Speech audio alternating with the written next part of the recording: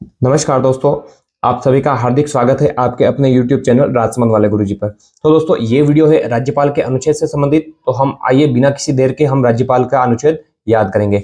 तो इसमें सबसे पहले हम देखेंगे कि राज्यपाल जो है इसके पद के बारे में मैं आपको कुछ फैक्ट्स बताऊंगा कि जब आजाद हुआ भारत की आजादी के बाद में डेट आती है 30 मार्च 1949 को राज्यपाल को पहले राज प्रमुख या फिर महाराज प्रमुख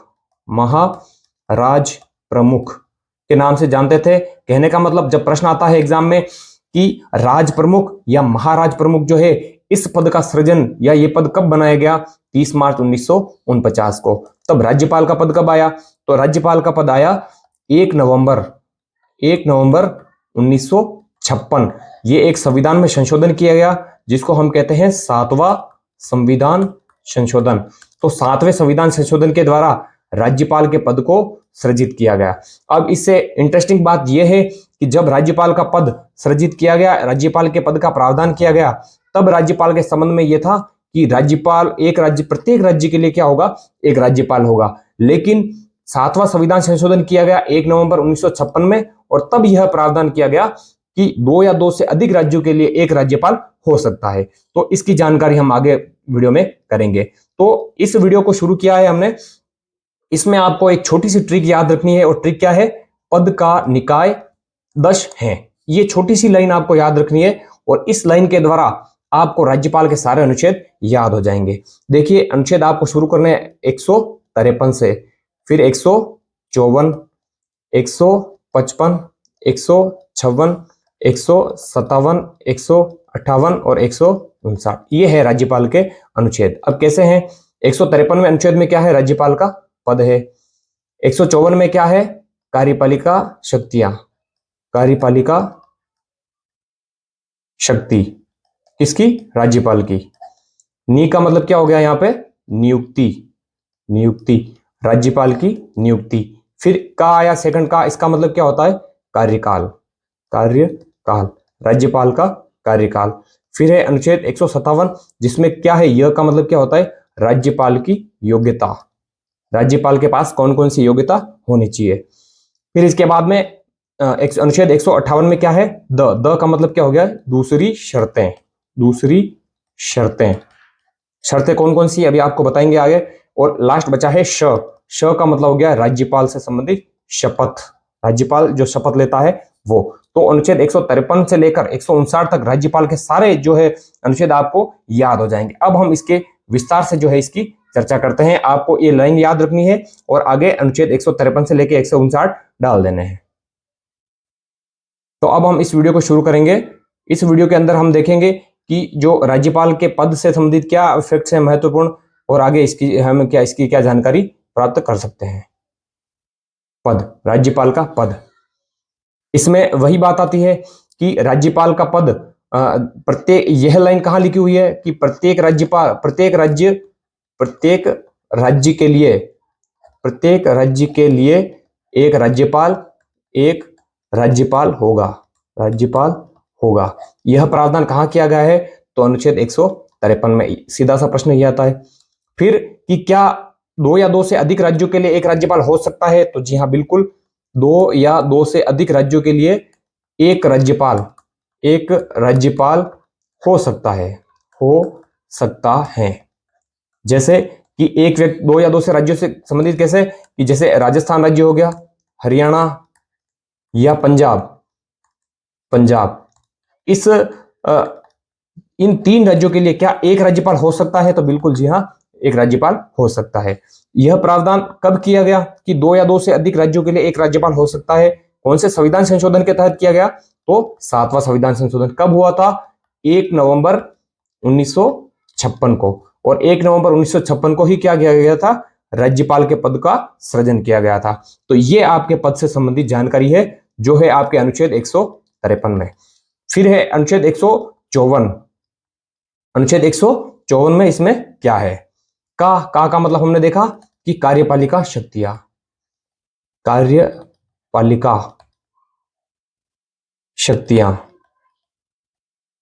इस अनुच्छेद के अंदर कार्यपालिका संबंधित शक्तियां जो है वो किस अनुच्छेद में है? राज्यपाल के अनुच्छेद 154 में। इसमें क्या कहा गया है कि राज्यपाल जो है उसके अंदर समस्त कार्यपालिका की शक्तियां निहित होगी, मतलब उसका शक्तियों का केंद्र कौन होगा? राज्यपाल होगा। और राज्यपाल अपने संबंधित की सहायता से क्या करेगा? राज्य का शासन प्रशासन चलाएगा। तो एक प्रश्न और आता है कि कार्यपालिका, राज्य की कार्यपालिका शक्तियां या फिर राज्य की कार्यपालिका में कौन कौन शामिल होते हैं? तो इसके अंदर नंबर 1 कौन होता है? राज्यपाल।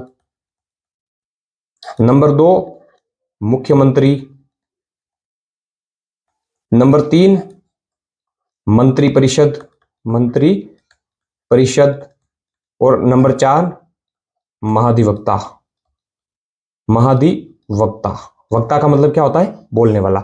ये एक सरकारी वकील होता है कि जब 2 या 2 से अधिक राज्यों के बीच में अगर किसी प्रकार का विवाद होता है और कोर्ट में जाते हैं, सुप्रीम कोर्ट में, तो राज्य की तरफ से ये महाधिवक्ता होता है, वो क्या होता है? राज्य का वकील होता है, सरकारी वकील होता है, एडवोकेट होता है। तो ये अधिवक्ता है। और राज्य की कार्यपालिका में कौन कौन शामिल होते हैं? ये प्रश्न ऐसे भी आता है कि निम्न में से कौन कौन राज्य की कार्यपालिका में शामिल नहीं है? तो इनमें से एक नहीं देगा, बाकी 3 दे देंगे। तो ये जो है राज्यपाल की कार्यपालिका संबंधी शक्तियां पूरी हुई। अब आगे आता है जो नियुक्ति 155। प्रश्न आता है कि राज्यपाल की नियुक्ति जो है वो कौन से अनुच्छेद में है? तो राज्यपाल की नियुक्ति अनुच्छेद 155 में है। तो राज्यपाल की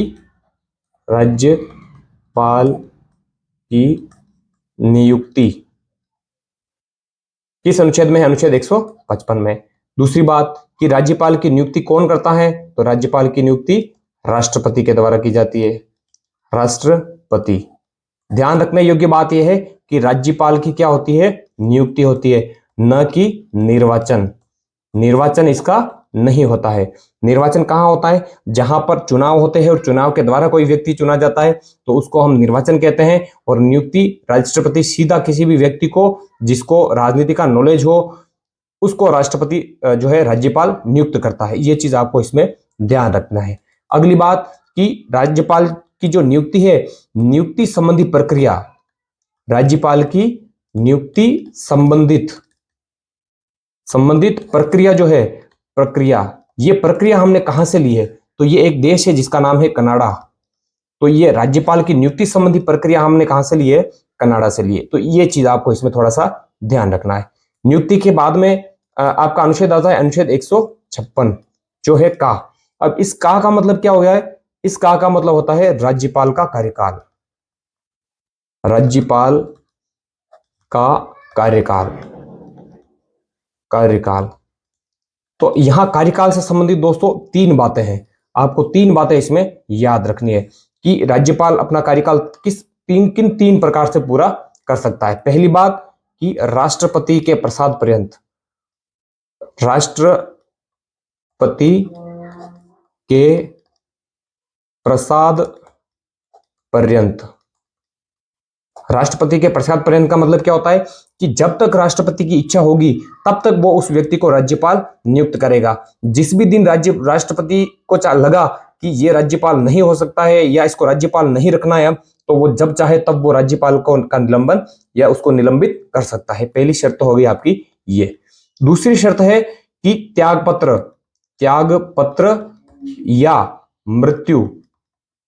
अगर राज्यपाल खुद अपनी इच्छा से त्याग पत्र देता है या उसकी मृत्यु हो जाती है तब उसका पद क्या माना जाएगा? रिक्त। तब तक उसका क्या होगा? कार्यकाल होगा। और तीसरी बात है 5 वर्ष। 5 वर्ष अगर राष्ट्रपति ने भी चाहा, ना उसने त्याग पत्र दिया ना उसकी मृत्यु हुई, तो वह 5 साल अपने पूरे कार्यकाल के रूप में करेगा। तो ये कार्यकाल है राज्यपाल के कार्यकाल से संबंधित अनुच्छेद कौन सा हो गया? अनुच्छेद 156। इसके बाद में अनुच्छेद 157 आता है। यह का मतलब क्या हो गया? योग्यता। किसकी योग्यता? राज्यपाल की योग्यता। राज्यपाल की योग्यता। देखिए प्रश्न है, राज्यपाल की योग्यता से संबंधित कौन सा अनुच्छेद है? अनुच्छेद 157। अब 2 प्रकार की योग्यता इसमें राज्यपाल के लिए दी गई है कि वह भारत का नागरिक हो। भारत का नागरिक हो पहली बात। और दूसरी बात क्या है कि वह 35 वर्ष या 35 वर्ष से अधिक आयु का हो, या तो उसने 35 वर्ष की आयु पूर्ण कर ली हो, या 35 वर्ष से ऊपर का व्यक्ति होगा, वो क्या बन जाएगा, भारत का राज्यपाल बनने की योग्यता रखता है। तो ये चीज आपको इसमें ध्यान रखनी है। लेकिन इसमें मोस्ट इंपोर्टेंट चीज है कि प्रश्न, कौन सा प्रश्न सही है, कौन सा प्रश्न गलत है।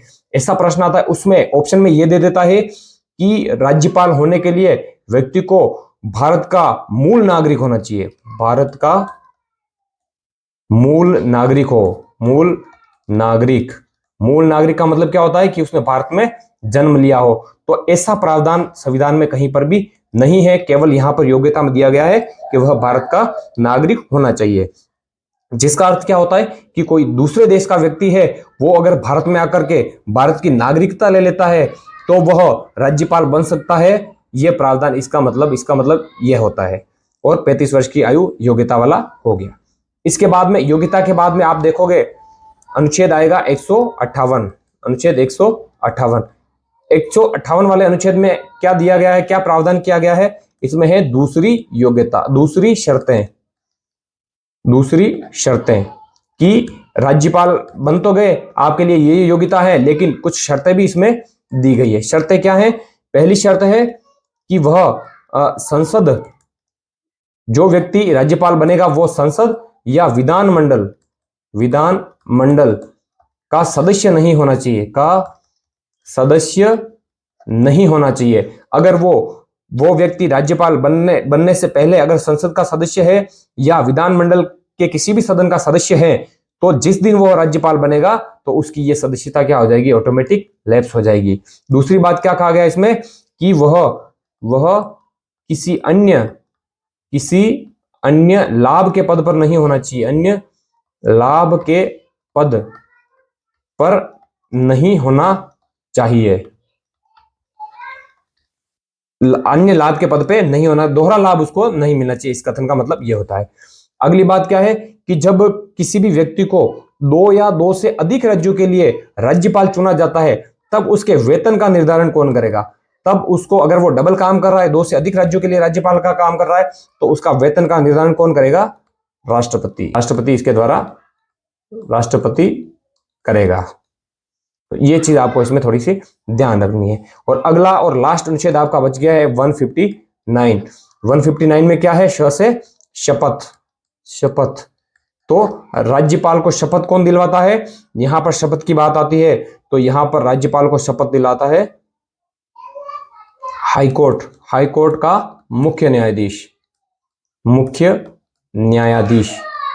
अगर हाईकोर्ट का मुख्य न्यायाधीश है तो वो राज्यपाल को अपने पद की शपथ दिलाएगा। लेकिन जब हाईकोर्ट का मुख्य न्यायाधीश नहीं होगा तो हाईकोर्ट का अन्य वरिष्ठ न्यायाधीश, ये वरिष्ठ न्यायाधीश क्या करेगा? राज्यपाल को इस पद की शपथ दिलाएगा। तो राज्यपाल के शपथ का उल्लेख कौन से अनुच्छेद में? अनुच्छेद 159 में। और शपथ कौन दिलाता है? हाईकोर्ट का मुख्य न्यायाधीश। अगर हाईकोर्ट का मुख्य न्यायाधीश नहीं होगा तो कौन दिलाएगा? हाईकोर्ट के अन्य न्यायाधीश। और एक चीज और है इसमें कि अगर राज्यपाल की अकस्मात मृत्यु हो जाती है तो राज्यपाल के पद का निर्वहन कौन करेगा? तो जब राज्यपाल की मृत्यु हो जाती है तब राज्य का राज्यपाल बनेगा, वो बनेगा हाईकोर्ट या उच्च न्यायालय का मुख्य न्यायाधीश। ये कौन बनेगा?